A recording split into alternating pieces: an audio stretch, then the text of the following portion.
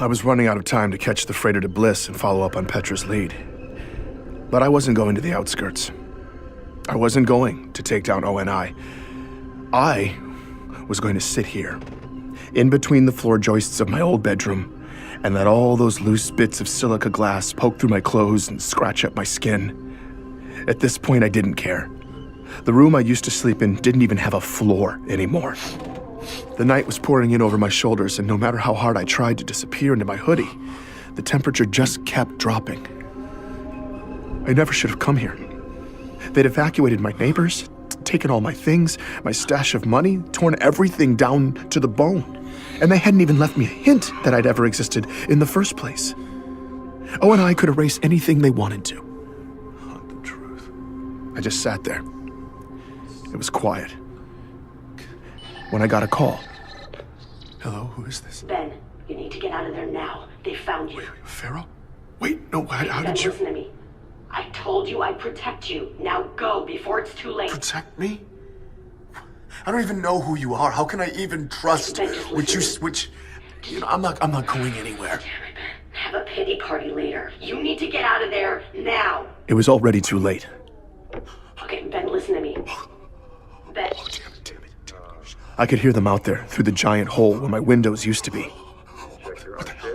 Oh no. I needed to hide. Stay quiet. If they were using biometrics, I needed to slow my heart down too. But I was terrified. And then I froze. ONI was here. And everything became instinct. I flew out of my apartment into the hall. A door. Any door. I picked one, but the plastic sheeting. I stepped too loud.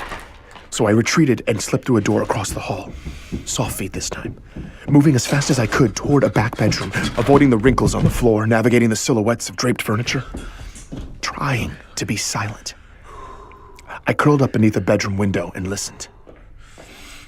That was my door opening. They were in my apartment. Had I left any evidence? I needed to relax. I breathed and waited. They would systematically scan the building until they found me. And then they were going to stuff me in a bag. I closed my eyes, tried to disappear. The sounds had gotten faint. This was my chance. I could make it to the stairwell, but I had to go now. I went, and 3 strides into the living room, I could hear them coming around. I dropped down out of sight behind a couch. They were right outside. I waited. It was quiet. And then they struck. No. The agents began to overpower me. They were about to put me down when... The agents crumpled to the floor. They were dead. What happened? I tried to clear my eyes so I could see when suddenly I heard one of the agents still alive. And then he wasn't. I saw the shooter emerging from the shadows, snatching up the ONI compads and stepping right up to me. Do you trust me now? Yes, what? Yeah. More agents will be here in 2 minutes. You can wait here to die, or you can get your ass out that window right now. I did what she said. Okay. I just met Pharaoh. I'm Benjamin Giroux. And this is Hunt the Truth.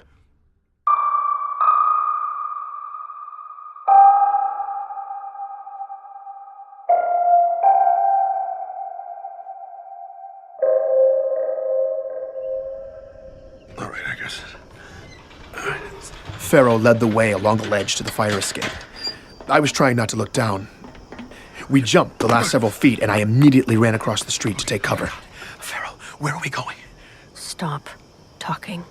I did as she said, trying not to think. She moved quickly, staying in the shadows. I tried to step where she stepped, but it was hard to keep up. I was almost out of breath by the time she finally ducked into a drainage canal and stopped. I was trying to digest what had just happened. Were those agents even... I don't have time to talk. I only came here to make sure you stay a free man, so I need you to listen carefully. If they haven't already, Moni's definitely greenlit you now. You need to get off-world. Agents are probably searching the neighborhood as we speak, and they won't stop until you're neutralized. Oh God. Listen to me. We will protect you. Okay. But we're mobilizing in the outer colonies right now. Major pieces are in motion, so everything's on lockdown. You'll have to make it on your own for at least a few more days. We'll give you the resources you need to lay low. She handed me a compad. This is completely untraceable, so use it for whatever you need. It gives you access to a secure account, too. You'll have more than enough credits. What, really? Seriously? Ever since O&I froze my accounts, I hadn't even been able to buy a cup of coffee. And now Pharaoh was giving me a trapdoor out of financial ruin. She'd already saved my life. And now this. This is great. I can't thank you enough. You can access our network of safe houses on there. The protocol's blocked right now, but when the lockdown ends, it'll automatically prompt you. I'll make sure they know to take care of you. Wait. Won't you be there? The move we're planning is dangerous. I'm about to go dark. And this time, it might be permanent. What? Wait, no, what? Why are you taking this much risk? There's no time. The window's closing and the chief is still taking the fall. Your story exposed Oni. The Biko leaks cut him deep. We had those bastards bleeding. But when the senators didn't bite on our hack, Oni had a chance to recover, so we are going all in while they're still vulnerable. That's why we're on lockdown. The mission's desperate at best, but there's no silver bullet here. No, there has to be. It's okay, Ben. I'm not afraid to die. What we're doing is so much bigger than me. And I know there will always be people to continue the fight. People like you. O&I was coming after me with everything they had. Pharaoh had saved my life, and now she was prepared to lay down her own. I couldn't lay low. I knew what I had to do. Wait. I may have a silver bullet. I convinced Pharaoh to hold off on her plan for a few more days while I followed up on Petra's lead. I knew whatever I did, with whatever I found there, would have to be big. But if it took making a major impact to keep another one of my friends from dying in the fray. I thanked Pharaoh again. Thank you. Told her I'd see her soon, and we parted ways. I stayed in the shadows and moved quickly across town to the freighter, headed for Bliss. Only stopping once at an old military surplus along the way. I stocked up there, then caught my ride out to deep space. When I arrived, I headed straight for the Office of Mineral Rights. On the ride up, the freighter captain had seemed far more interested in bribery than my aspiring prospector backstory. I was hoping the claims coordinator would be equally pragmatic. Mr. Jarrett, an entrepreneur diversifying into silicates does not usually hop on a deep space freighter to walk the glass troughs. I like your gumption, but I'd love to show you some of these projected yields. Actually, I already have a plot in mind. After negotiating transport up here, I understood better what the industry considered acceptable compensation. And with all the haggard men outside holding gold-plated compads, I figured the man who issued the permits would have me plundering Pharaoh's account. So, 75,000 credits later, I had access, nav, and full gear. He seemed alarmed, though, when I refused an escort. That's 4 clicks from here. And beyond that periphery, it's a hard slog through raw glass. Some of those formations will stab through bone. I just signed the waivers. To his credit, he offered me some parting advice, free of charge. The wind really kicks up out there, and the particulate's been extremely rough. We've had to close the shutters twice in the past week. So, if you hear that alarm, you get to cover, okay? Otherwise, it'll tear your skin off. Thanks. Appreciate it. On the outskirts of the settlement, the horizon seemed to be all quarries. When I reached the periphery, though, open pit operations stopped abruptly, and I saw the real glassed planet. A daunting, chaotic sea of shapes and textures. Black, brittle swelling and troughing without end, scattered with the skeletons of melted buildings. The terrain was brutal, repeatedly slowing my trek to a crawl, picking through fields of jutting glass. The climate was killing me too. Constant thirst, despite constant water breaks. My skin felt like it was cracking beneath my soot-caked gear. And after choking on a mouthful of dust, I'd been breathing on the respirator for the past hour. Occasional desert plants pushed through the cracks, bright blue or blood red. But aside from the crows stalking the settlement's landfill, that was the only non-human life I'd seen. It was all that fine ash. 32 years later, still suspended in the atmosphere, it precluded thriving life. as it painted the surreal sky above, constantly shifting with erratic winds. Gorgeous streaks to diseased palls. I had been making relatively good time when a cloud of dense ash suddenly descended. I stopped. I was totally blind. I didn't want to take a step. A lethal fall seemed far too possible. I checked the nav. Only 1,200 feet to go. I was debating whether or not to wait out the fog when it suddenly lifted. It was beautiful for a moment. When a low, rising growl snapped me out of that reverie. The storm siren. I pulled up the nav and started moving as fast as I could. Sudden pockets of cold, hot, then cold again. The wind whipping sharply back and forth, bits of sand spraying against me. But I didn't see anything. Behind me, everything was calm. In front, the sky above the mountains were perfectly clear. Where was the storm? I looked down at the nav. Oh, only a few hundred feet to go. Ahead, I saw the ruins of a huge complex. I'd be there in no time. But then I realized it.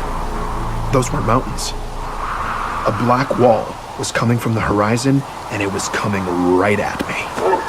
I flat out sprinted. The storm was closing in. It was the color of night and impossibly tall. I got to the ping on the map. The structure had been leveled. There was nowhere to go, and the sand was flying faster, stinging my cheeks. I looked around desperately, trying to shield my face.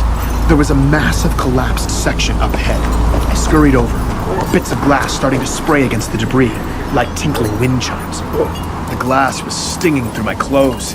I half climbed, half slid down the waves that oozed and sloped to the pit, slicing my leg on the way down. The sound was deafening. I had to get in now. I started tugging at a split in the collapsed floor. The storm blasted harder, my skin on fire. I made one last push. The glazing shattered, and I slid in as the wall of glass exploded overhead, and I plunged into the darkness. I laid there for a bit, before pulling off the respirator. My skin was stinging all over. I checked my outer thigh. Damn it. It was bleeding and it hurt like hell, but it wasn't too deep. I pulled out my medical kit, wrapped it, and started looking around. Okay, there was collapse there. There's all sort of debris on the ground. Whoever abandoned this place must have had advanced warning and left in a hurry. I shined my light along a back wall. Okay, Office of Naval Intelligence, Subspace Communications. It was an old ONI subspace relay facility. One of the hundreds scattered in deep space to cut back on comm delays between Earth and the outskirts. ONI wouldn't have left anything useful in a place like this. Okay, Petra, what am I looking for? I followed every warning sign I could find, looking for anything restricted access. A few flights down and dozens of turns in, I was standing on what appeared to be the lowest level. And based on the long echoes into the darkness, the room was huge. I moved through dozens of rows of tall shelves draped with drop cloths. Whatever had happened on Bliss hadn't made a dent down here, apparently. What am I looking for? I peered behind one of the cloths. Guns, explosives, ammunitions, all kinds of aftermarket mods. None of this was UNSC sanctioned. Seriously, guns? Had I come all this way for neatly organized contraband? You gotta be kidding. But that's when I saw it. Out of the corner of my eye. Coming from the shadows at the back of the room through a glass door.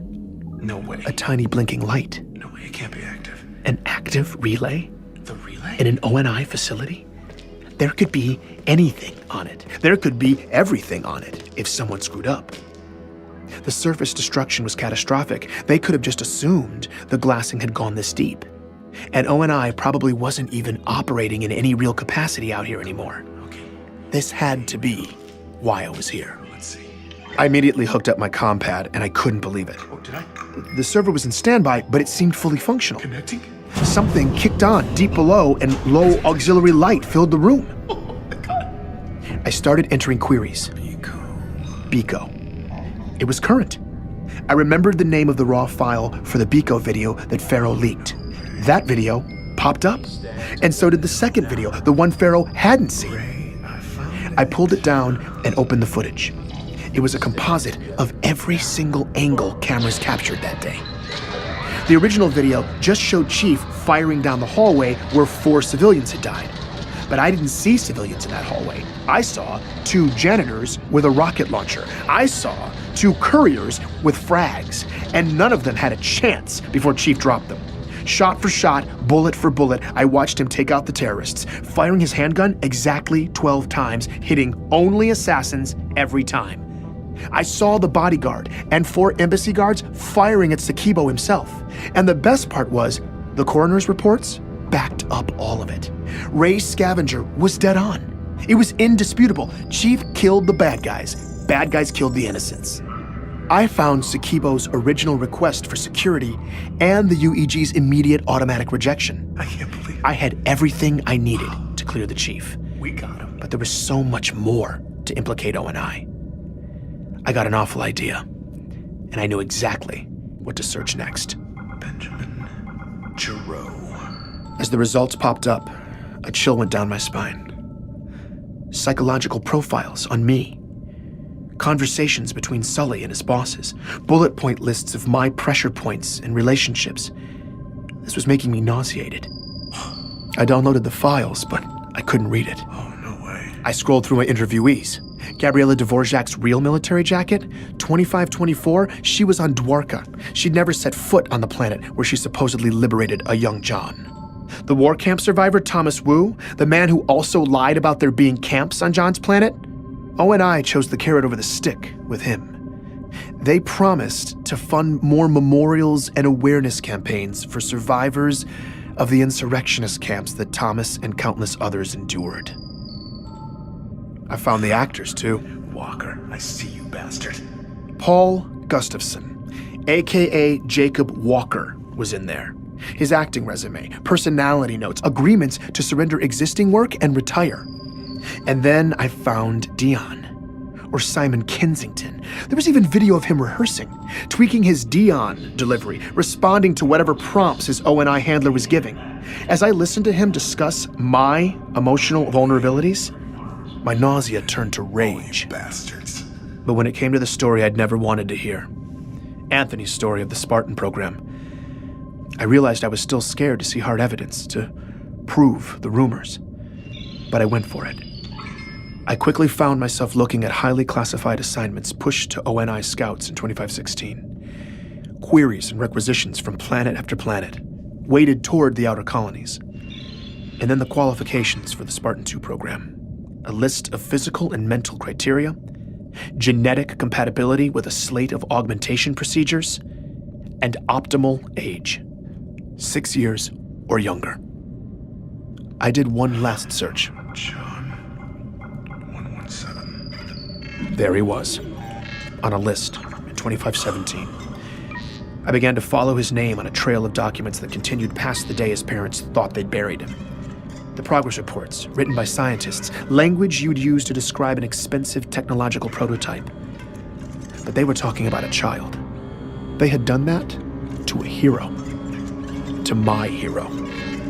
And countless other children. I was just digging in when, what the hell is that? Corrupted files started hitting my Compaq. I immediately disconnected from the server and checked the files. They were fine. Oh, thank God. Then, it just shut down. Wait, no. Oh, no. I was terrified. Had I gone over Petra's 72-hour window? Had ONI just caught me looking? I checked the time. Okay. I was fine. Okay, I'm fine. But then, It's okay. what was that? I looked at the server one more time. That little standby light? It was glowing brighter, pulsing at me. I was starting to lose it, but it didn't matter. I had what I needed, and the storm was over. I emerged from the bunker. It was time to leave this sad, ashy nightmare behind. As I trekked back across the wasteland, I stepped with more confidence. I knew this terrain now, and I had ONI right where I wanted them. Please, join me for the next episode of Hunt the Truth.